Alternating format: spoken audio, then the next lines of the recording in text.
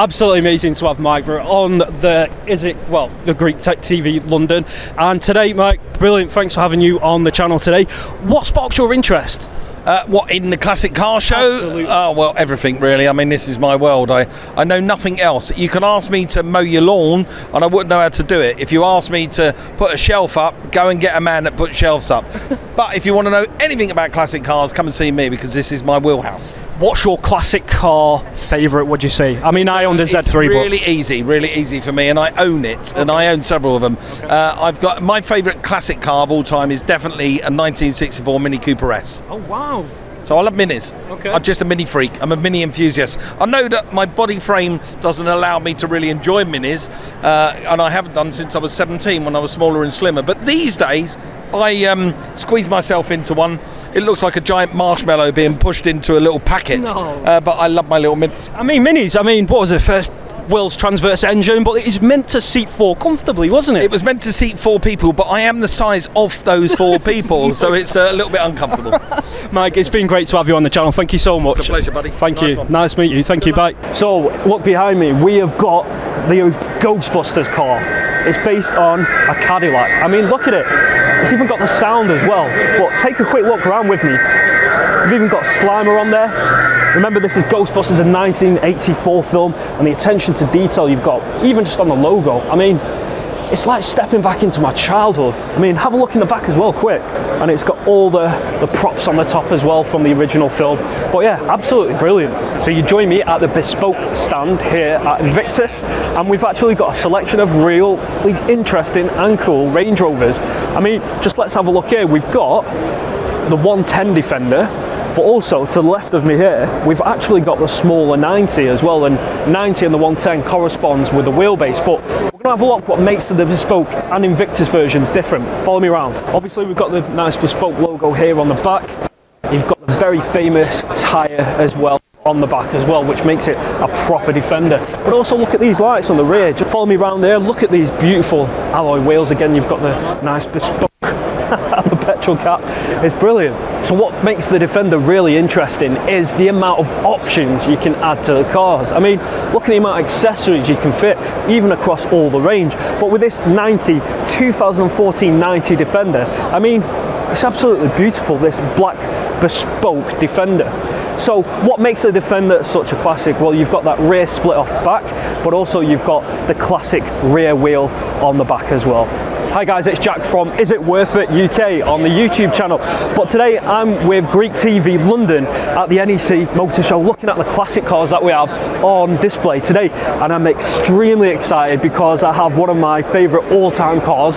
Starting from my very first car was a Renault Clio. But this is a very special car. It's what they call the Renault Sport V6.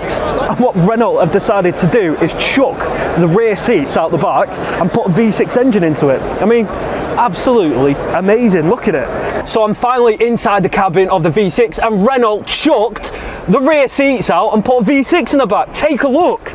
I mean, where are you going to fit your passengers? Who cares? It's got a V6 engine in. I mean, my first car was a Renault Clio, but this is just, I mean, look at that. Look at the gear stick as well. Just absolutely amazing. And also, you've got the nice little V6 badge here with the Renault Sport written on. So I'm absolutely excited. I'm shaking. What an amazing car. I'd love to drive it though. But yeah, what an amazing car to be in. So I'm here at the MX5 Car Club, and it's a little bit closer to home for me because I'm actually a member myself. So this may be a little bit biased, but I'm here with this absolute beautiful Japanese Roadster. This is the first generation. This is where it all started. And of course, it was based on the Lotus Elan, but the Japanese import, they called it the Uranus. And in Europe alone, they call it the MX5. And of course, in America, they call it the Miata. But let's just have a quick look at this car now. I mean, this is a first generation. Got some cool Le Mans 1991 colours here. Why the MX-5 was so special is actually the best-selling two-seater sports car in the world. Amazing. Let's have a look around at some other MX-5s here on display. Okay, so I'm here at the MX5 Car Club, a bit closer to home for me actually. It's a little bit biased, but I am actually a member as well. But I'm joined here by the head of the group, Ian Fleming. So Ian, talk to us a bit more about the MX5 Club and why members should join. Hi, Jack. Right, so you know lots about this, but the MX-5 is pretty much it's the best-selling sports car of all time. It's in the Guinness World Records for that.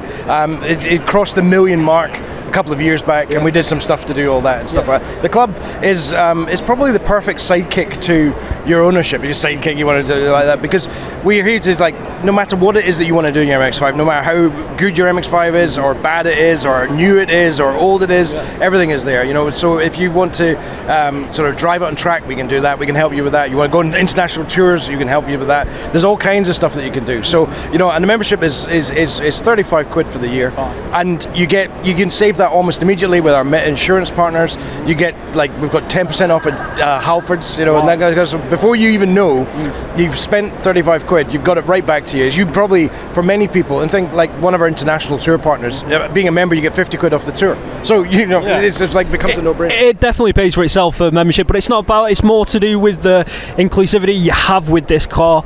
I mean, it brings so many people together, and the passion for this two-seater sports car, originally based on the Lotus Elan, came into Japan 1989 as the Uranus, and then came to obviously the European market as the MX-5, and it's known as what in America? The Miata.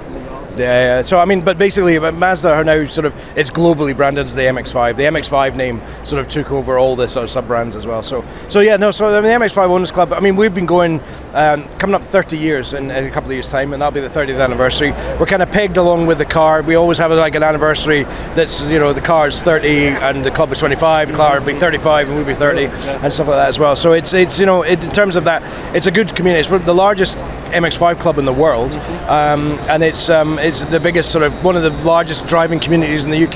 Really? I mean, there's lots of, this show here is full of car clubs. Yeah. There's loads and loads of great stuff, you know, and we're invited into this hall because of the way that the club is, the way that the car is felt around the driving community, and all the things that we do. You know, the club's spread out across the whole of the UK. There's 35 areas, and everybody's, you know, got an opportunity to get engaged locally, get out driving, get out doing meets, go and do all kinds of stuff. So, you know, if you got any questions, technical, there's guys who can help you. If you got stuff you want to talk about, bodywork, you can get that sorted out. You want to sell one, you want to buy one. The club's here. We've got this little line that's basically is no matter what, you know, whatever it is that you want out of ownership, the club's here to help you with that as well. So, you know, anything you want to do in it, and they're such a diverse and you know, adaptable sports car. Absolutely, They'll do everything. Yeah. And you said you've even got some even owners, a community in Greece as well. Yeah. The MX-5 group in Greece, bizarrely, I mean, I'm connected to them on Facebook. There's about 3,000 members of them there, you know, and it's just like the community over there. They're really good. They're really into their modifications. They're really into their sort of performance stuff, and the good thing is the weather's so much better in Greece. You know, you're going to be able to drive it so much more and so much longer, and they won't rust like the rest of it. I'm sure some Greek guys might sort me out with that one. But you know, it's such a great car. It's an amazing car, and to be honest, when I first, the cars before, I had a Z3, okay, for my sins. Anyway, what I'm trying to say is I never knew how good an MX-5 was until I actually drove one myself. The 50-50 weight distribution, just everything is amazing, and also is actually really economical to have as well as an ownership car. Finally, we could go on all day with this. I just want to ask one more question to Ian Fleming. It's one I've always wanted to ask. What's your favourite Mazda MX-5? What generation? What mark? And why? And why? Yeah. Okay. Right. So, I'm a purist in the Mark 1 that's here and there. That was the ultimate, you know. That's the ingredients. That's the recipe list for how the car should be built. And of course that's evolved, and the Mark II was better in many ways and worse in others. And then the Mark III was a different concept altogether. And the Mark IV came along, and that's, you know, that came out in 2015, and they went back. I think they went back to the original recipe and took all the original ingredients and took all the modern requirements they needed to do with it and what it needed for safety and electrics and all this kind of stuff. And I think what they generated in the Mark IV was probably the purest version of the recipe. The Mark I, it's the car that you want. If you want an MX-5, you have a Mark 1. You have the flippy up headlights. It's got all the character. It's got all the stuff, and it's got all the driving, you know, agility and precision and all this kind of stuff. But the Mark IV came along. They updated it a couple of years ago, and I've had to say that was the best MX-5 Best they've ever of both. done. Right.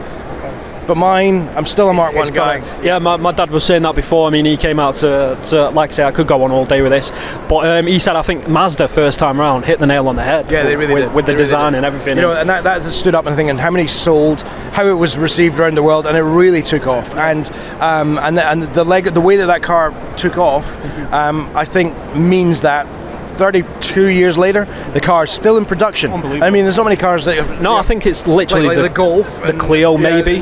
No, I don't think so. The Clio. No, the Golf. And even like Ford have changed names and things like that. But so it's a car that's still going. It's still got a future ahead of it. They're still working on new developments for the car. Are we going to see a Gen 5? Do you think soon? I think we'll see a Gen 5, and I think it'll probably be a petrol engine car. Thank God. Until we can't buy petrol engine cars anymore. So. Brilliant, thank you so much, great guy Ian Fleming.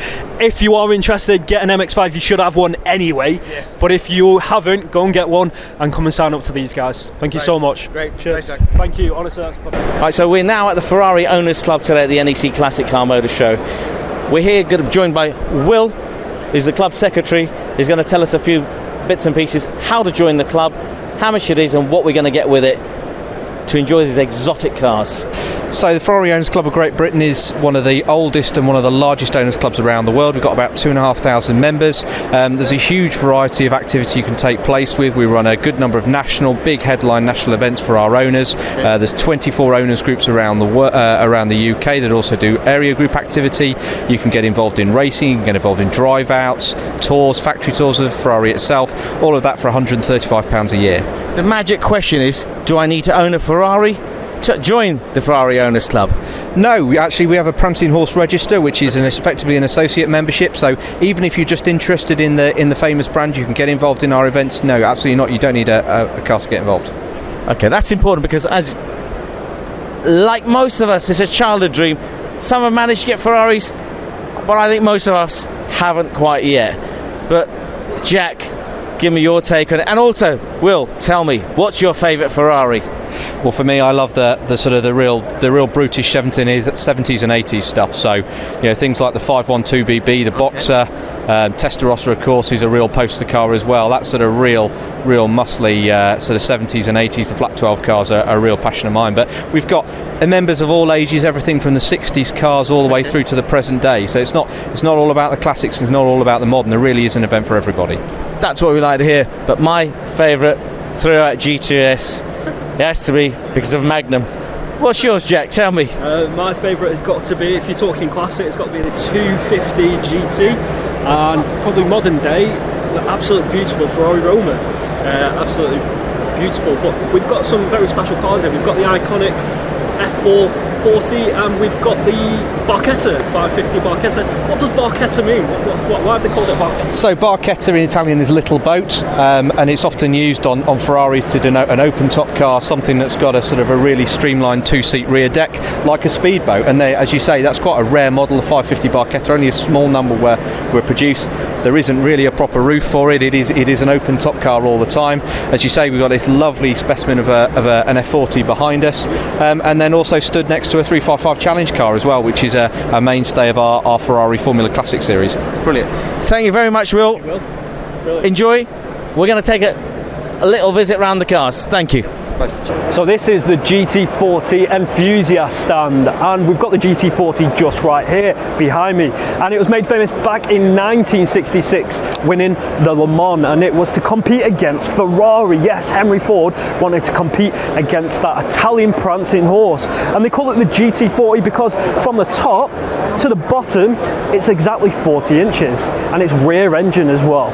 So we're joined here at the GT40 Enthusiast stand, and we're joined here by club member Jason Lysett, and he's going to talk to us a bit more information that probably you don't know about the GT40, and it wasn't even called the GT40 before, is that right? That's right, yeah. It was originally the Ford GT, introduced by the Ford Motor Company to actually defeat Ferrari at Le Mans back in the early 60s.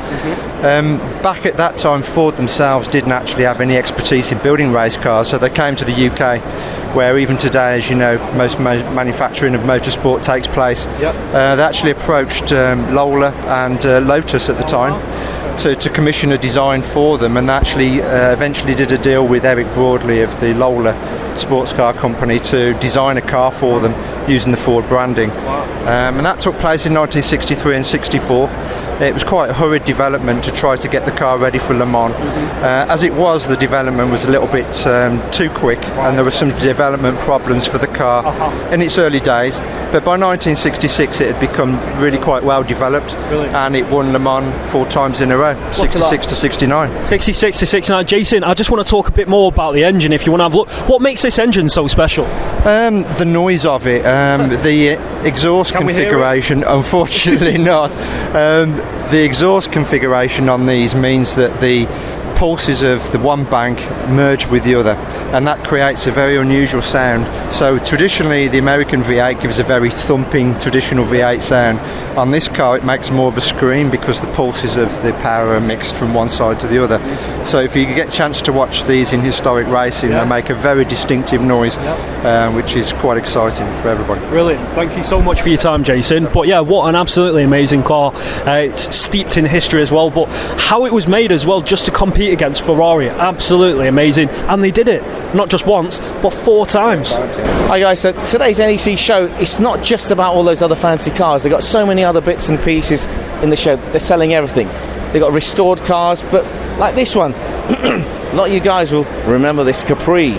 Well, this one's been fully restored. Hard to find these, but also there's companies like this company, they're now doing all the body panels for them. It's a lovely example. This is childhood memories. As a kid, I remember I could never afford it. Now I'm looking at this car, it's bringing back some good memories. Have a good look. Let's have a look round here. Hey Jack, guess what I've just found? You've been doing the older ones. I've got the 2005 GT. Believe it or not, this particular car belonged to Jeremy Clarkson and not all the others that he smashed up. And it's actually for sale. How much is it? It's only a mere £270,000. And if you look to the left-hand side, have you seen this one, Jack? It looks amazing. The latest one. Is this a pool car? Yes, you're right. This is the new GT. It actually belongs to Ford. And guess what? It's a pool car. So some poor fella's getting a Fiesta, and I'm hoping one of the directors or the CEOs, you're going to smoke that about. Not bad. This is the latest one. Valued, well, they've insured it in the excess of £1.5 million. Not bad for a Ford. It's just a work of art. I mean, look at that. I could lie in this and sleep. Like, it's just beautiful. Look at that. So, Jack, what's your intake? I know you're a kid at heart and enthusiastic. So come on, you go and tell me about it. What gets me straight away is the amount of carbon fibre on this car. I mean, look at this. It's on the wings here, on the side. I mean, just look at this.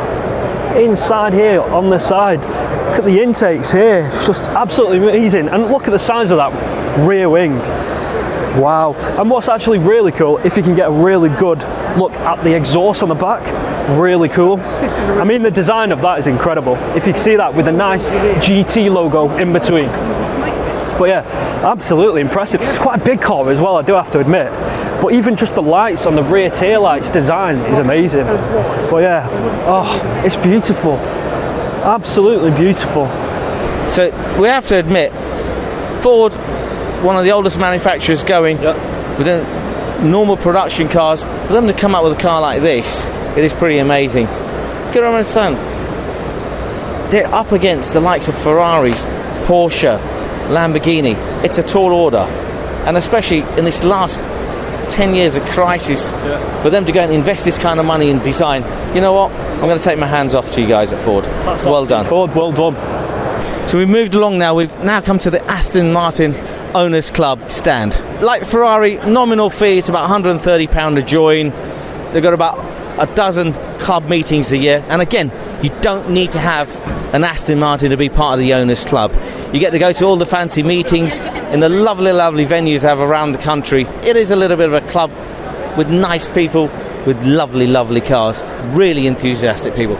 So today, even though it's a classic car show, there's a lot of modern classics, like we like to call them. So we've got the beauties, the old Volantes, DB5s, DB6s, DB4s, but we've also got the new era Aston Martins, Vanquish S. Serious bit of kit.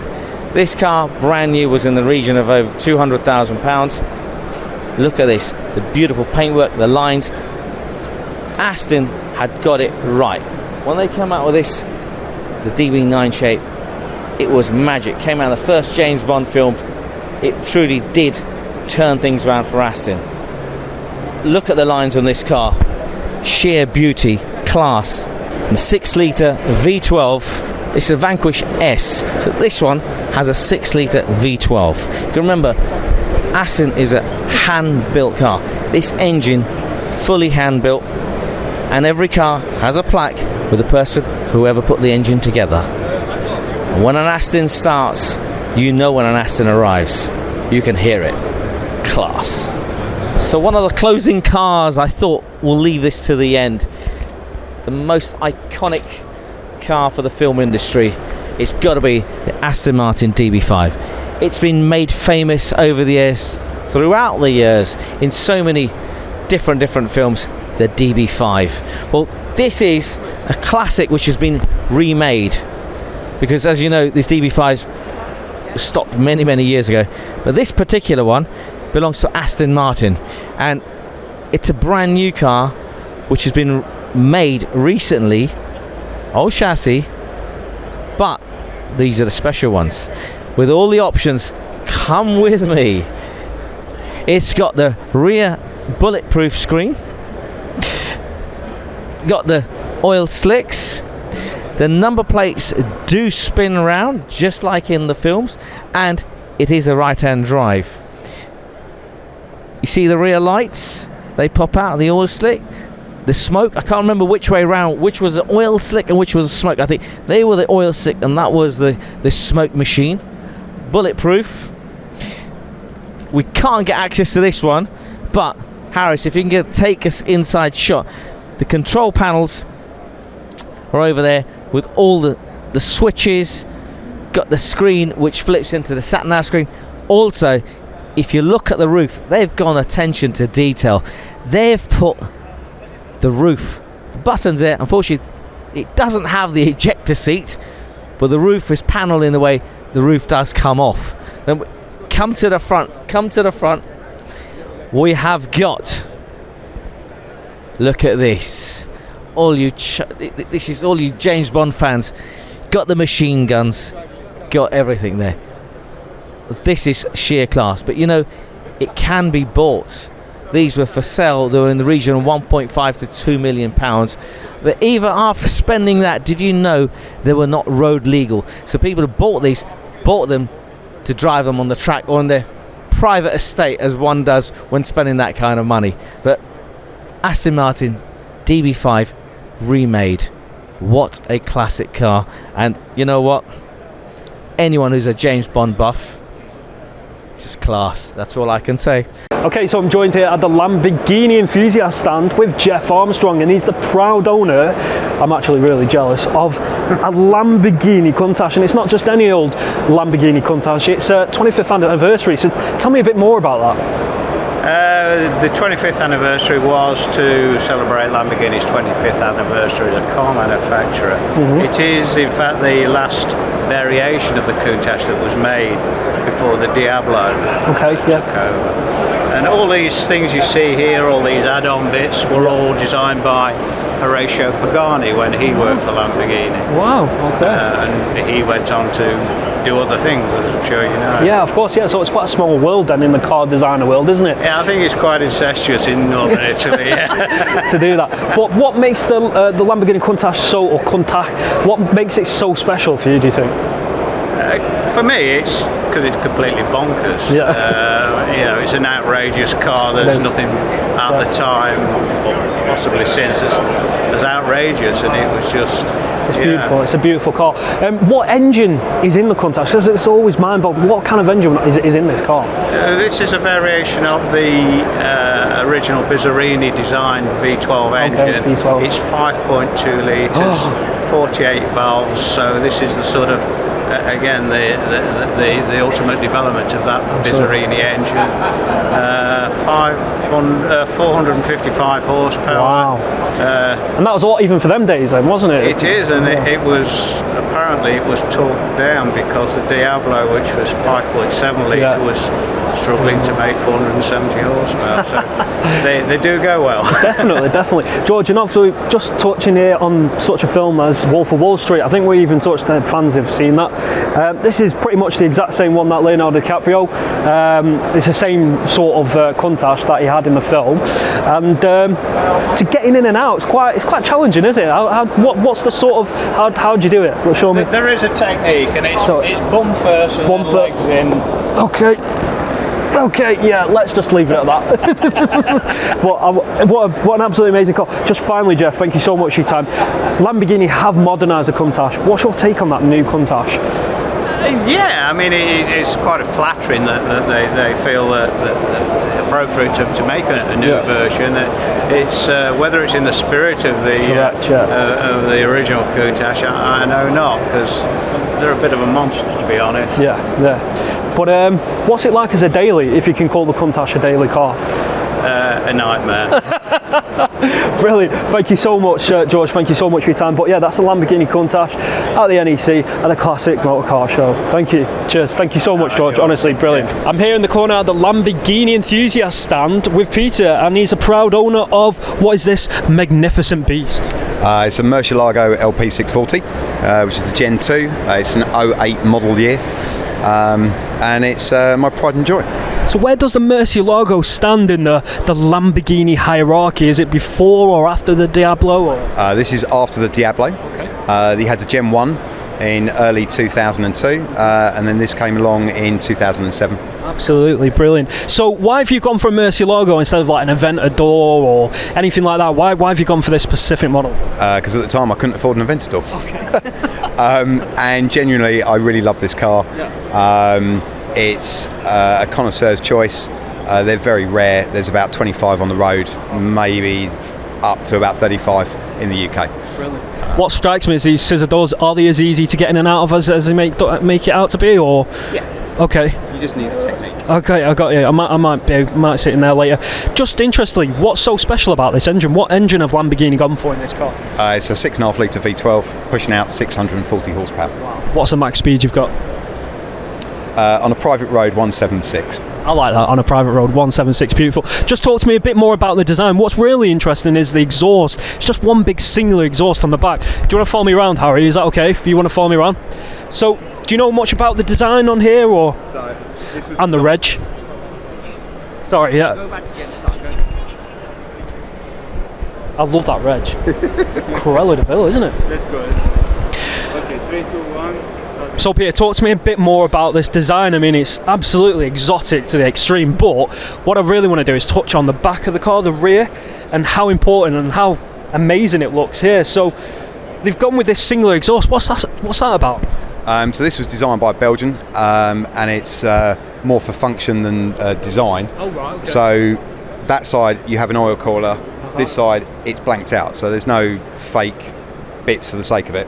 The rear is a single outlet with the redesigned Gen 2 rear bumper and lights, but if you actually put the camera down there you will see two pipes. Okay, right, I like that, that's cool. And also, what's with the registration? I like that. Have we got the registration on camera?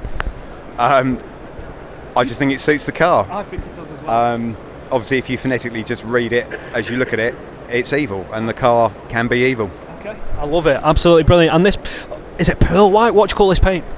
It's pearl white and it's known as Ballon white. Ballon white, absolutely beautiful. I'm jealous, you know, I am jealous, to be fair.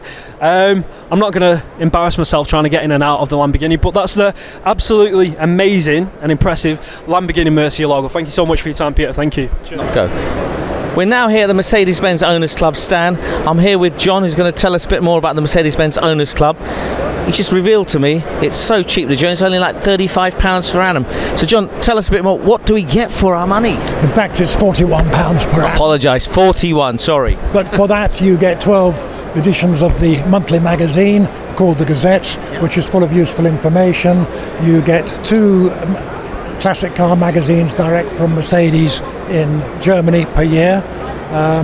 There's the forum, which is stacks of useful information. If you have any problems or need to know things about your particular car, you'll find that people will come back with technical advice. We have a technical advice team here as well. Okay. And also with club membership you can get 10% discount quite often from Mercedes main dealers, and also discount on your car insurance. Oh, fantastic. So, is this a UK-based club or is this an international? It's UK-based and is the official club that's acknowledged by Mercedes-Benz themselves. And next year it'll be the 70th anniversary of the club. So they've been going 70 years, so well worth the 40 odd sort of pounds. So one question, John, for you. What is your favourite Mercedes that we've got here today? I'm going to show you around. Old SL. The is worth about £1.3 million. Only £1.3 million. Thank you very much for your time. Pocket money. We're going to take a rummage round and have a look. Guys, cheap to join. Mercedes-Benz Owners Club. Thank you. Thank you. Go around. So now let's take a step in. You good? Yeah. 1, 2. So today in front of us is a SL300, 86 on a D. Now most of us will affiliate this car with either Bobby Ewing or Heart to Heart. It's one of these iconic Mercedes. The old 107, it's a test of time. It's the most robust, solid car. And today the value of these are just going through the roof. I'll tell you, this is an 86 car. This car will be in the region of £50,000 and they're only going one way. As you know what? They just don't make them anymore. Have a look round. This one's got, it's white with a blue check cloth, and this is a pristine car, not been touched, not been restored. Real classic. And the main thing, you can still drive it every day without any problems whatsoever. So today Mercedes stand's going to show you a few other bits and pieces. Then I'm going to show you some of the new modern stuff. Another iconic classic. So we moved across from the 107. This is the SL55 AMG. These came out in 2003 with this new SL shape with the twin lights. This car is another modern day classic. These 55s were very limited and really an underrated car. Even to now, bulletproof. Also, the values of these are soaring. But again, it's an everyday car. You can get it, the wife can drive it. The steering was light, it wasn't bumpy, air suspension. However, you got in the car, you put it into sport mode, you'll be taken on Schumacher all day long. Iconic car, real fun car. And the modern technology for its time, it really was ahead of its time. Come on, let's have a look at some of the other stuff. Now we're going to the real hardcore classics. This is an old SL300. This one is the Roadster. The one that's really gone through the roof and an iconic car is the coupe version, which has the gull-wing doors. Now that car today has just gone through the roof. But what classic lines. Now if you look at this car, look at the styling of this. Look how old this car is. Look how stylish Mercedes were for its time. And it's still the test of time. These are solid. The curves in the windows, the styling lines. And you know what? If you look at the modern cars, the new SLs, AMGs, they've started to introduce the slats and the lines back. So they've kept a little bit of the heritage. But Mercedes is Mercedes. True classic. The three-pointed star is just class. 3, 2, 1, let's go. So we've gone from the old classics to today. Now we bring it right up to speed to 2021-22 with Mercedes' new electric cars. The EQ range has been launched properly, I would say, this year. With all the climate issues, everyone going electric. This is Mercedes' EQA. They do an EQC and they do an EQS.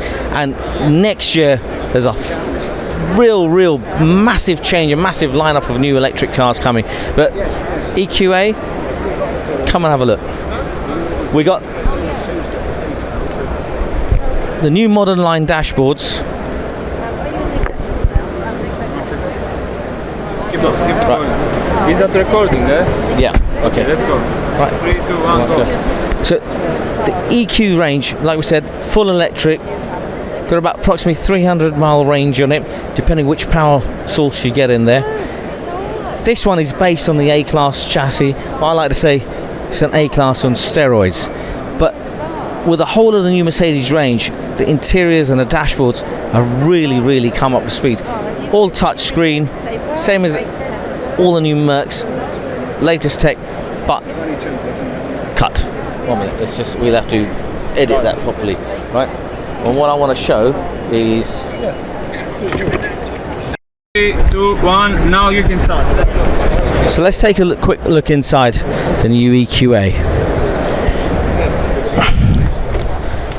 The new touchscreen dashboards, fortunately we don't have the key so I can't show you, and the Mercedes in new air vents which all lights up. So if you're inside the car, it's pretty much the same and standard as the rest of the Mercedes, based on the A-Class, the GLAs, GLBs, all very similar. Technology is exactly the same, but all you got in this now is electric. There's no engine, this is a motor. Let me show you where it plugs in. Come and have a look around the back.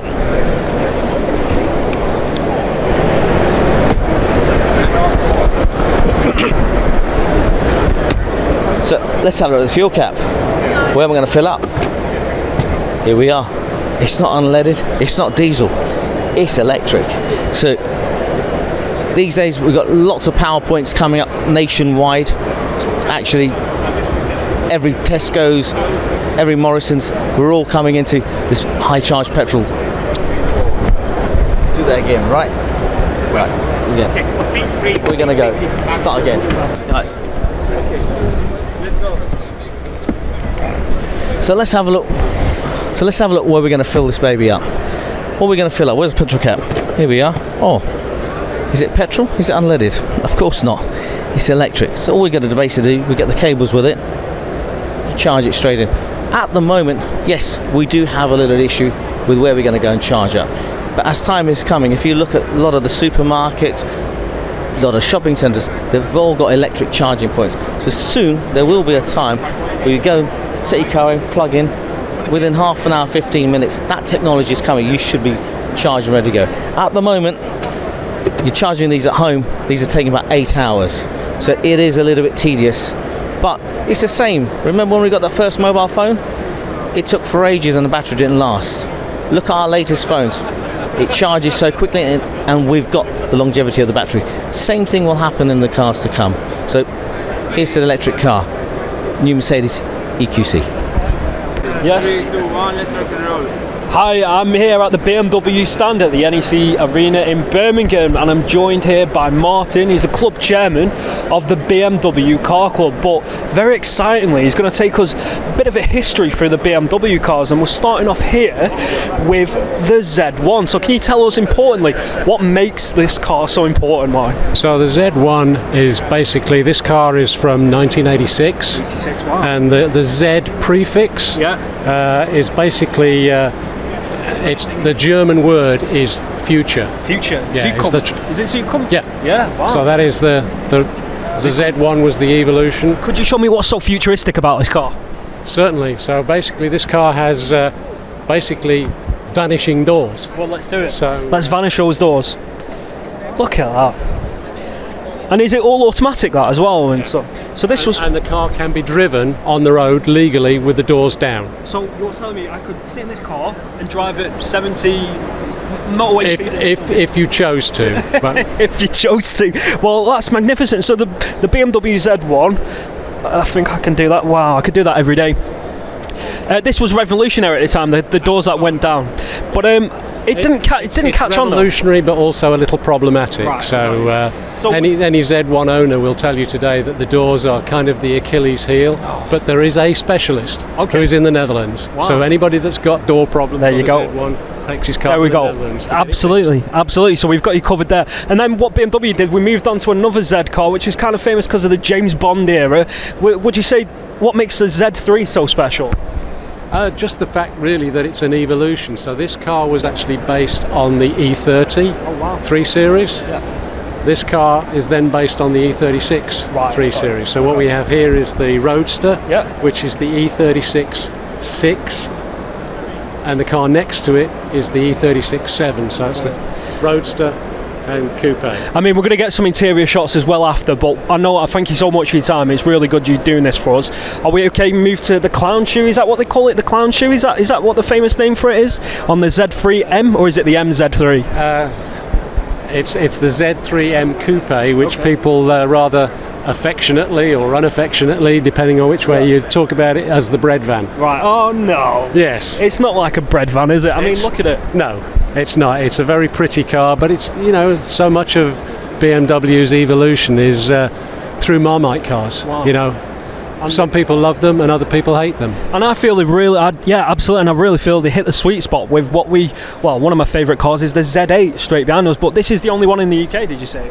No. One of the ones. No.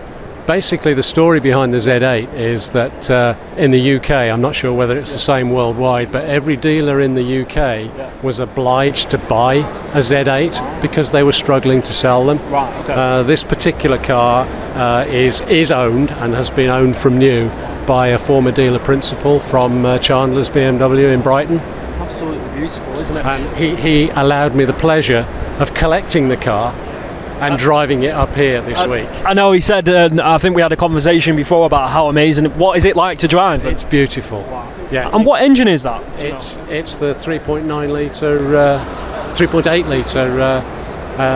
V8 that was in the E39 M5. Can I put you on the spot, Martin? Can I be a big child and sit in the front seat? Would that be okay? Let's go. What is, obviously, apart from the design, the boot's amazing as well. So practicality for a Tourer, for a GT car, is amazing. Look at it, it's carpet inside. Have you got the spare as well and stuff? And it smells, you have that beautiful smell. Even the underside of the boot is carpet. It's just carpet. Wow. It's huge, isn't it? That's magnificent. The BMW Z8. Wow. That's cool. So is this BMW's first or is it full electric? It's full electric. 4x4? Yeah. Not an SUV, it's a full 4x4. Okay, perfect. They would call it an SAV. SAV. Sports activity vehicle. Okay. As opposed to utility. I will do, yeah. Well, let's just do that again, sorry. So, let's have a step into, so we've had a look at the past of the BMWs, now we're into the future, and, well, quite incredibly, we've got a rare car which is soon to be quite big on the streets, I'd say, is the BMW iX, is it? Correct. iX, and it's BMW's first full electric 4x4 car. So, well, apart from the lavish interior and the cabin lights, what else makes this car?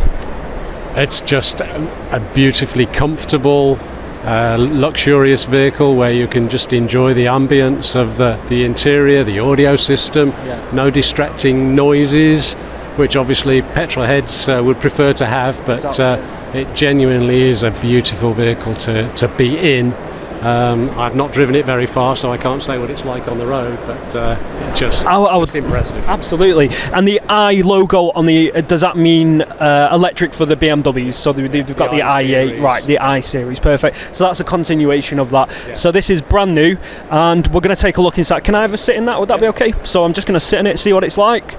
Wow. I mean, look at the interior, look at that. How groovy does that look? Let's have a quick look. Oh my days. It's this is beautiful. Harman & Kardon sound system.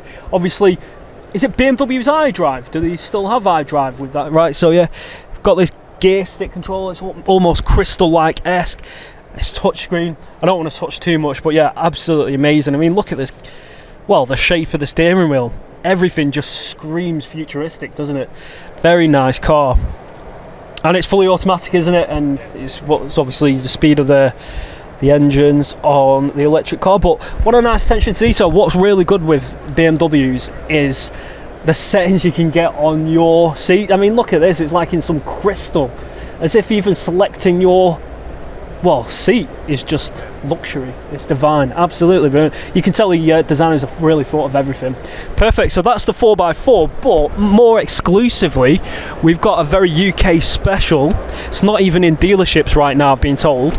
So this is pretty much the only one in the UK, is the new BMW i4. So it's BMW's, obviously one up from the 3 Series. It's 4 Series, but it's fully electric. So can we have a quick little intro on that? What else is there to know about the i4?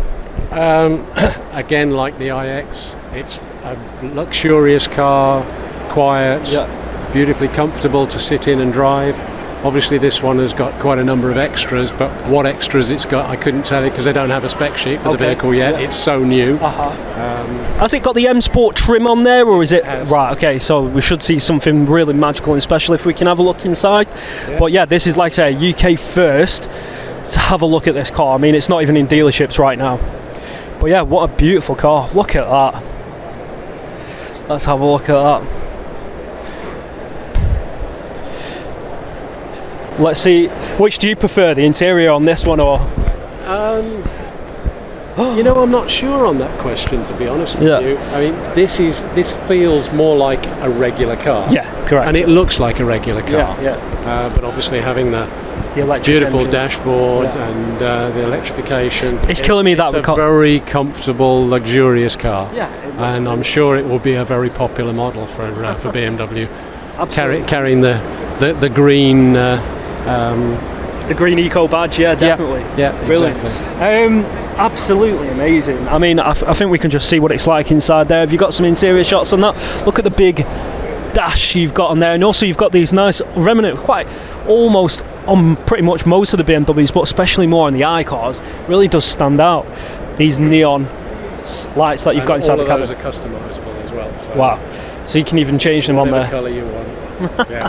Absolutely. I liked how it's all blacked out, but this is quite famous with the BMWs. Is this the Hofmeister Knink? Yeah, or Knink. Yeah. But they've still got it in the electric car, so they still care about the heritage. But have a look at that for space inside. Space, rear seat passengers. That I like my seat fairly well back. So Yeah. Just left it where I drove it in Brilliant. yesterday. Which do you prefer, the Z8 or the new i4? That's a tough one because you wouldn't want to be driving the Z8 as an everyday daily driver. Yeah. Whereas this car, obviously, it's geared for that. Okay. I'm not sure that they're ever going to be classic collectible vehicles. They are what they are. You know. Do you think BMW have got it right this on the for the electrification of the future? I'm obviously very biased when it comes to BMW. But yes, I think the BMW product lineup stands head and shoulders amongst its competitors. Absolutely. So I'm joined here by Michelle, the club office manager for the BMW Car Club UK, and she's just going to tell us how to get signed up. Well, you can sign up with us today. So if you come over to the club stand, we can sign you up in an instant, and we've got different tiers of membership that you can have, and range from standalone membership to family to digital, so there's something that caters for everybody. Alternatively, you can go onto our website, bmwcarclubgb.uk, you can sign up there, and or you can give us a call in the office, and we're always taking membership over the phone. Brilliant, so there's a lot of ways you can sign up yourself. However, I'm just wondering, how much is the membership fee for the year? So the membership fee is currently £45 for a single member for the year, and in that you get 12 subscriptions of our member magazine. So that's produced by members for members. You can't get it in the shops. It's a great magazine. It's got lots of technical knowledge, lots of good stories and articles. If you're a family member, that's 50. It's the same thing. You get the 12 issues of the magazine, and then if you want to renew 12 months later, the membership goes down slightly. It is definitely worth it, guys. I used to own a BMW Z3, and I got this absolutely amazing publication, very, very professional. I mean, the publication itself's £5 on its own, and you get one every month, so it's really good, really friendly. But also, if you have your car insurance, potentially you can get some discount whilst joining the BMW Car Club. So what kind of discounts do you get there? I couldn't tell you individually, but I mean, a lot of our members is definitely more than what you pay in membership. Yeah. So there's a saving there. So you're having your membership basically for nothing. But a lot of our members, the feedback that we've had, it's been very worth their while to have the preferential rates on insurance. Obviously, there's a lot of factors that goes into when you're insuring your vehicle. Yeah. But BMW Car Club Insurance, which is underwritten by A-Plan, they are our partners, and also we have Footman James, we have Lancaster Insurance. A lot of the insurance companies offer preferential rates to being a member of the car club. Brilliant. Thank you so much for your time, Michelle. Like I said, I've been a member myself. Absolutely blown away by the customer service. Very professional as well. And get in contact with Michelle and the BMW Car Club UK. If you haven't got one already, get a BMW. We'll bring you here to the Porsche Owners Club. Jack, we're going to have some fun here today. There's a bit of new and old here. Yeah, it's like a step into the past. I mean, we're going to start where it all started for Ferdinand Porsche. I mean, we've got the Porsche 356. I mean, look at it, isn't that magnificent? As you can see, it's got the style designed similar to the Volkswagen Beetle. That's what all started it. That's what it all started off. This car has actually belonged to Porsche Leeds, believe it or not, and they've actually got it up for sale. They've been quite cheeky and not actually put a price tag on it. Yeah. But this is iconic car. I like the colour. Black is really nice. It does actually look really good in black. It's a class car. Again, people understand Porsche. It was such a sophisticated car for that period. And can you imagine owning a Porsche in that era? Unbelievable. On a different chart. Then we're moving across here to the air-cooled 911s. Now, this Targa. What does Targa mean?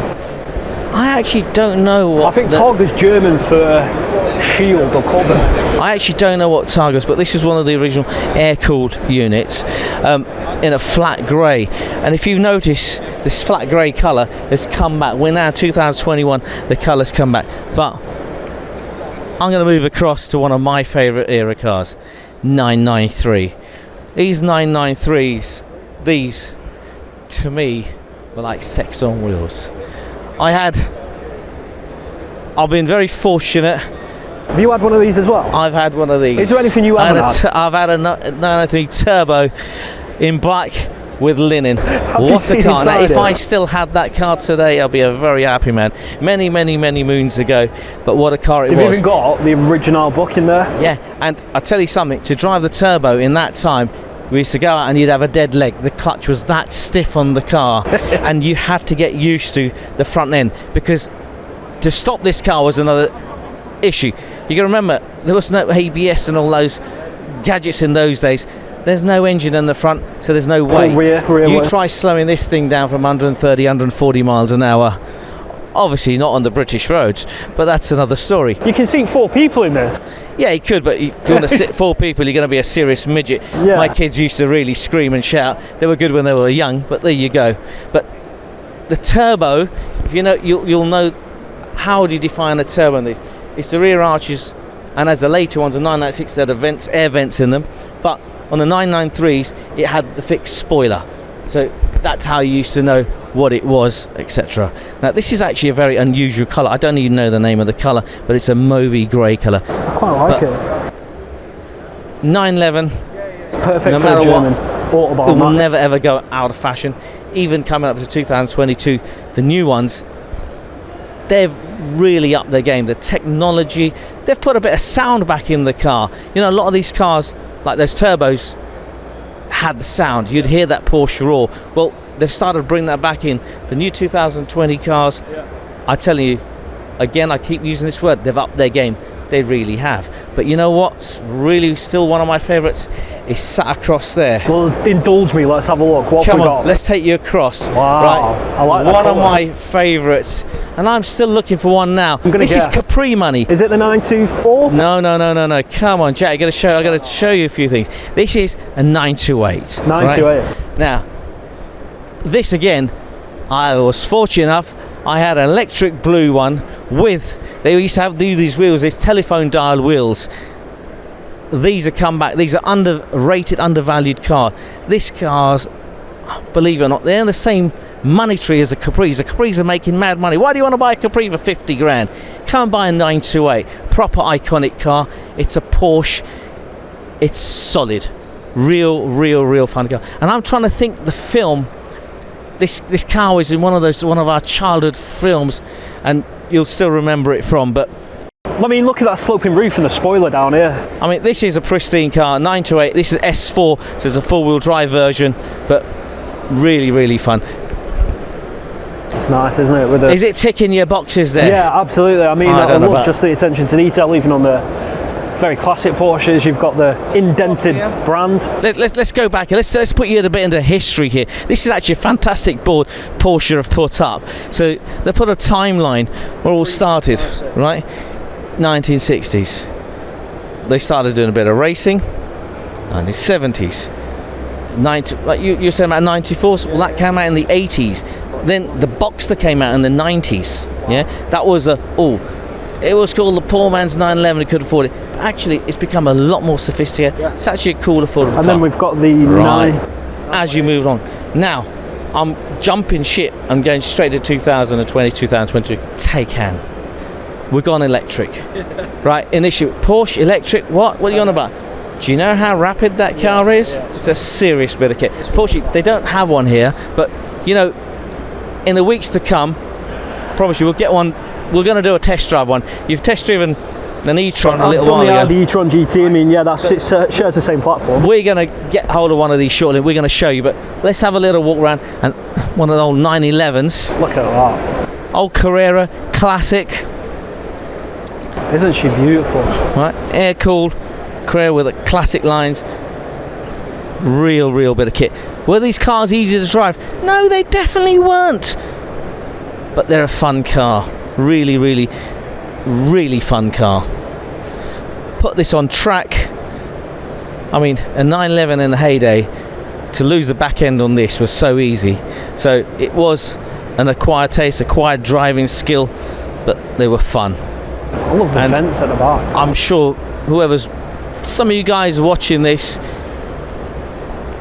who own 911s will understand, once you've had a 911, you won't buy any other car. You can buy your Ferraris, you can buy your Lambos, but you know what? You'll still go back to your 911 because no matter what, they're still an everyday car. You can have a turbo, you can have a non-turbo. You get in the car, do the school run, put it in sport mode, you take it on the... put it on the track. Take it on the track, I was going to say. No, good. Right. Let's move across, and I think we've got a little bit of exciting stuff. Let's take you to the technical shop what for Porsche have got set up. Being in a modern era 2022, I'm joined here with Stacey from Porsche, who's one of the super technicians on the race team. Stacey, tell me a little bit more what you've been doing and what you're doing over here. Thank you. So I'm one of the technicians. I work at the centre in the UK. Okay. Here we're just doing just assembly, reassembling and stripping, rebuilding the engine, just to make it a little bit more interesting. So it's not every day people get to see inside their engines. They only ever really get to see inside when something's wrong, so they don't really want to be seeing inside it. So it's kind of nice to show them in a bit of a happier place than in the garage. What engine are we doing here, by the way? We're doing a 914 engine, so it's a flat 4 2-litre. Yeah. The car was going to get restored, but when the body got dipped, it was too far gone to be restored. So we just keep these engine and gearbox to then just come to shows and show people what's inside. Fantastic. And one magic question: how long have you been a technician? You know, female technician for Porsche. Come on, round of applause. Well done, young lady. But how long have you been doing this, and what inspired you to come into the trade? I've been at Porsche 6 years now. I've done my apprenticeship in that time. But I've always grown up around cars, watching rallying, drag racing with my dad. Brilliant. Watching MotoGP on a Sunday morning. That was always a thing to do.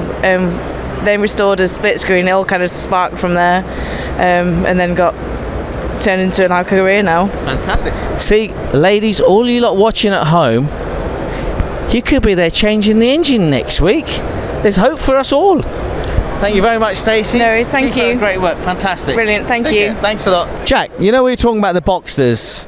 Well, you know that 25 years, this is a 25-year celebration model. This is the original one when it all started off 25 years ago, and this is the new up-to-date. So, Jack, you're the modern man. Fill everybody in. This is Forever Young, the Porsche Boxster, now celebrating its 25 25th birthday.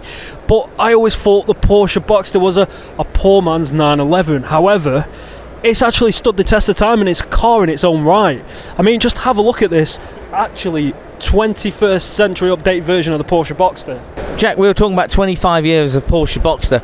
Well, this is where it all started off. This is the car it started off with in the 90s. Look at that. Still classic lines. Look at this. And now we're going into the modern era. I think this is 2020, not the latest one, but look at that. That's looking more and more. You were telling me about the poor man's Porsche, the ladies' 911. Well, look at this. The size over time, it's got bigger, it's got aggressive, and it really has become a Porsche. It's no longer... I mean, it's forever young. It's 25 years of the Porsche Boxster. They actually call them the 718s now. But probably best to talk about this whilst looking at the interior shots, because it does have some knockbacks to the older Porsche Boxster as well. But like saying before, I think there was a lot of snobbery about people thinking it's a poor man's Porsche 911, but the Boxster's stood its own really through all the ages, so it's actual a very good car in its own right. Do you know how much they've gone up in value from where they all started off? I have no idea. I wouldn't even like to guess. They've held on, and they were economical to run in the heyday. Okay. And over time things have changed. But I'll tell you what else we're going to... You have a look at inside, and I'm going to grab one of... Why do they call it a Porsche Boxster? Is it because of the Boxster engine? Let's get hold... Yes, it is. It is, the flat 4. So let's get hold of someone at Porsche who's we're going to talk them through it. They can talk us through it. Can we talk to you then? Just talk about the Porsche Boxster or not? Or is that... Probably not, yeah. Right, no worries, that's fine.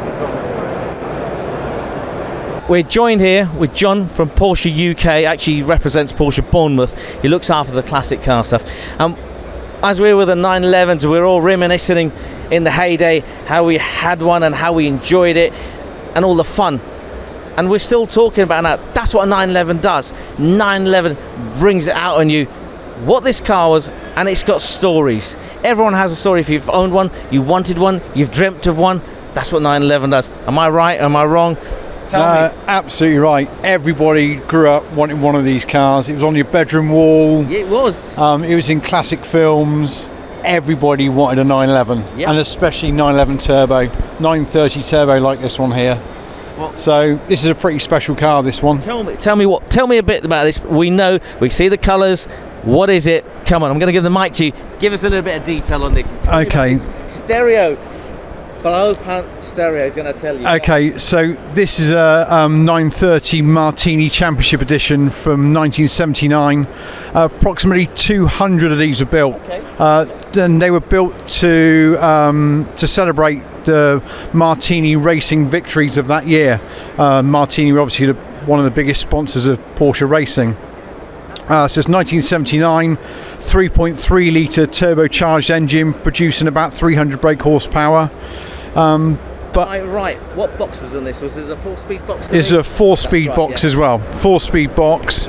It's got the special interior, which again is the Martini colours, and it's even got the Martini flashes on the steering wheel. And as you quite rightly said, it's also got the special stereo in it, which is the Blaupunkt stereo, which has got what they call the gooseneck, which I don't know whether you'll be able to see it. We'll get some interior shots. Okay, get some interior shots, but really special. For our younger viewers, they won't even understand what we're on about Martini. Martini was a drink in the heyday. It wasn't very good, but that's another story anyway.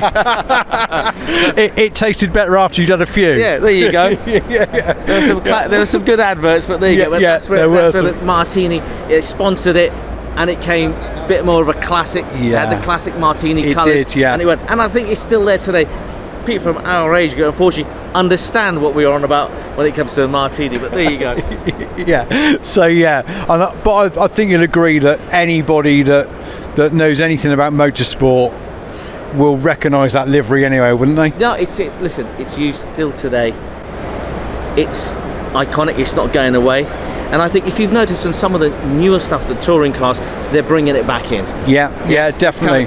If you go to Porsche, like in your showrooms, you see some of the stuff is there. So there's some iconic stuff, some colours, it ain't going. But it's great to see you guys. So I'm going to ask you, what's your favourite? It can't be this one. Tell me what, you've been selling Porsches, dealing with Porsches for a long time. What's your favourite Porsche? Okay, for me, it's got to be 959. Okay. Very rare car. Yeah. Only 280 ever built. Yeah. We're lucky enough to have one in our centre at the moment. Okay. And it's just an iconic car. The first 200 mile an hour production car.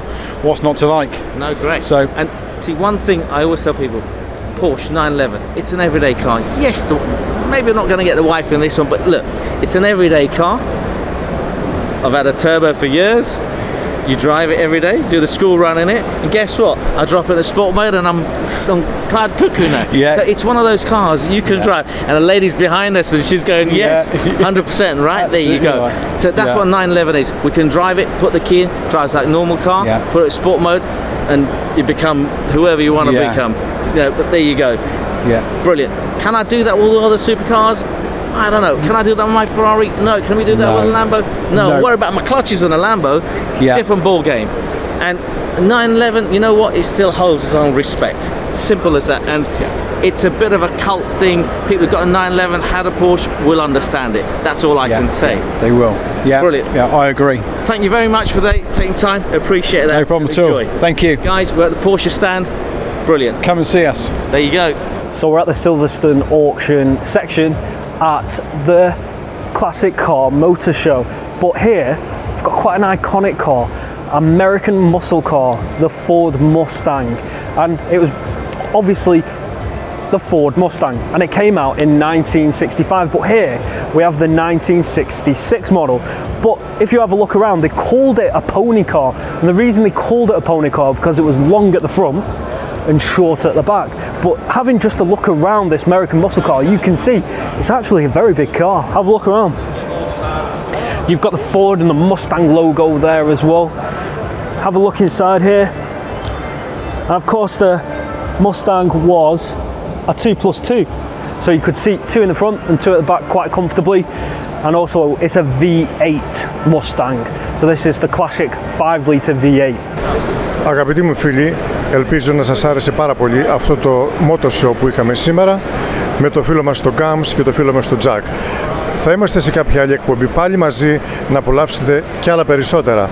Είδατε νομίζω τα καλύτερα αυτοκίνητα που υπάρχουν στον κόσμο, σας εξηγήσαν και οι δύο το κάθε τι για το κάθε ένα αυτοκίνητο, τι περιέχει, τι performance υπάρχει και όλα τα details που εσείς χρειάζεστε για να κάνετε respect ένα αυτοκίνητο. Λοιπόν, θα σας χαιρετήσουμε με τη σειρά μας. Kams, thank you very much for today. Guys, thank you for bringing us here. And it's been a really, really great day. We've seen some fantastic cars, but great company. And it's brought some memories back, and I'm sure you guys sitting at home, some of the cars we've seen, it's nostalgic, it's great. And Jack, thank you very much. Everybody, watch out for this up-and-coming star. He's got his own YouTube channel. Is it worth it? So anyway, Jack, I'm going to hand you over. Thank you very much. Angelo, thank you. Pleasure. Thank you guys, hope you've enjoyed it today, and it's been a privilege. Thank you so much to Angelo and the actual team here and presenting today for you guys. And we're just wondering if, well, I'd like to lastly say to one question to everyone, what has been your favourite car? Angelo, what is your favourite car here today? Lamborghini. He's going to say Lamborghini, you see. Και πάλι ένα μεγάλο ευχαριστώ, να είστε πάντα καλά και θα σας ξαναδούμε πάλι σύντομα. Γεια σας.